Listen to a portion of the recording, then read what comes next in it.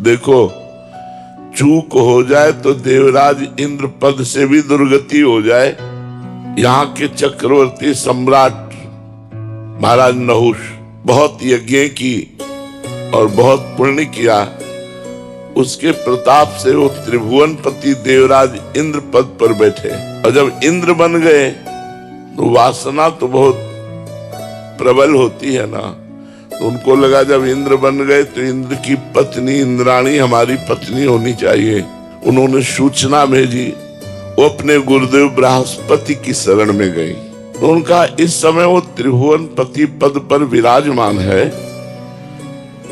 और मेरी आज्ञा भी वो नहीं मानेगा।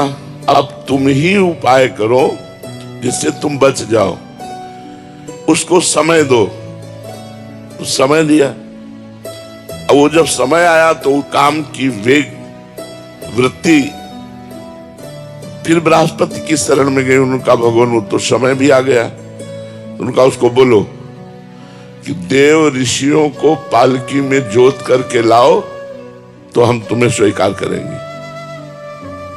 सूचना पहुंची कि ब्रह्म ऋषियों को पालकी में जोत के, और ब्रह्म ऋषि में देव ऋषि सब तपस्या पूर्ण, सब भगवत प्राप्त महापुरुष, कुछ आगे लगे कुछ पीछे लगे। संस्कृत में तेज चलने को कहते हैं सर्प सर्प सर्प। और ब्रह्म ऋषि तृण पत्ता दूब घास खा करके रहने वाले, एक लात मारी सामने जो ऋषि थे, और वो ऋषि दुर्वासा थे। उन्होंने मुड़ करके कहा तो हम ब्रह्म ऋषियों के ऊपर शासन करना चाहता है, जा सर्प योनि को प्राप्त हो जाए।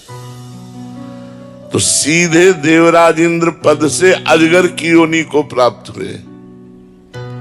सोचो त्रिभुवनपति कितना बड़ा पद है, तीनों लोकों का स्वामी,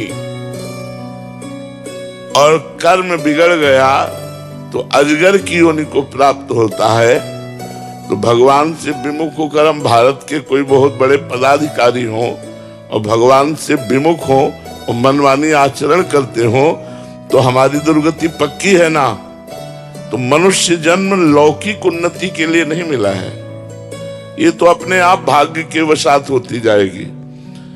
मनुष्य का प्रयास आध्यात्मिक होना चाहिए।